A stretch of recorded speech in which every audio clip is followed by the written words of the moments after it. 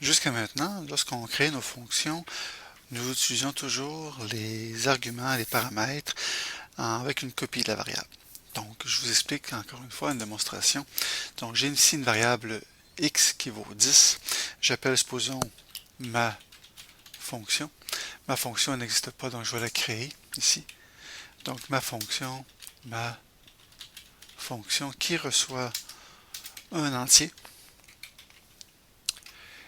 Donc, je vais ici définir qu'est-ce que fera cette fonction qui reçoit par exemple une variable que je vais nommer x et je vais dire que x, je l'incrémente de 1. Donc, normalement, je devrais m'attendre à ce que la valeur soit augmentée de 1. Donc, si je viens ici et que je fais ici par exemple un cout la variable de x, supposons x égale à ceci,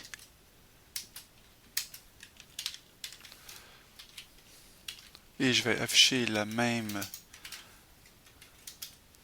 ligne de code pour réafficher cette variable. Donc j'ai ici ma fonction dans laquelle je lui fournis la variable x. Donc on se rappelle que la fonction x, dans ce cas-ci, parce que ma fonction reçoit le x et l'incrémente tout simplement. Donc si j'exécute le code, on constate que parce que j'ai travaillé avec une variable par valeur, lorsque la fonction est terminée, que je reviens dans mon programme principal, j'ai encore le x à l'intérieur qui vaut 10. Donc, j'ai travaillé avec une copie de la variable. Si je ne veux pas travailler avec une copie, mais je veux travailler avec l'original, donc au lieu de travailler avec les paramètres par valeur, donc passage des variables par valeur, je vais utiliser ce qu'on appelle le passage par référence. Pour utiliser le référence, j'ai simplement ici à utiliser un symbole et commercial, un pair-livette. Donc si je viens ici, je vais utiliser le même symbole pour être cohérent avec ma définition, ma déclaration de variable de ma fonction ici, c'est-à-dire.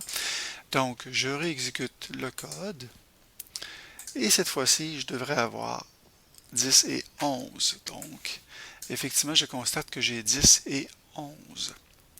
Cependant, ce qu'il faut savoir, c'est que ici, j'ai utilisé la variable x, mais supposons que je l'appelle y. Et j'inscris y. J'ai toujours mon symbole pour lui dire que c'est par référence. J'exécute de nouveau. Et je constate que j'ai effectivement 10 et 11. Tout ça pour vous dire que le nom de variable que j'utilise à ma fonction peut être différente, le nom peut être différent que celle que j'utilise à ma fonction principale. C'est normal, puisque si j'utilise une fonction pour différentes variables, il faut que je sois capable de s'adapter, et c'est ce que le programme, le compilateur, fait.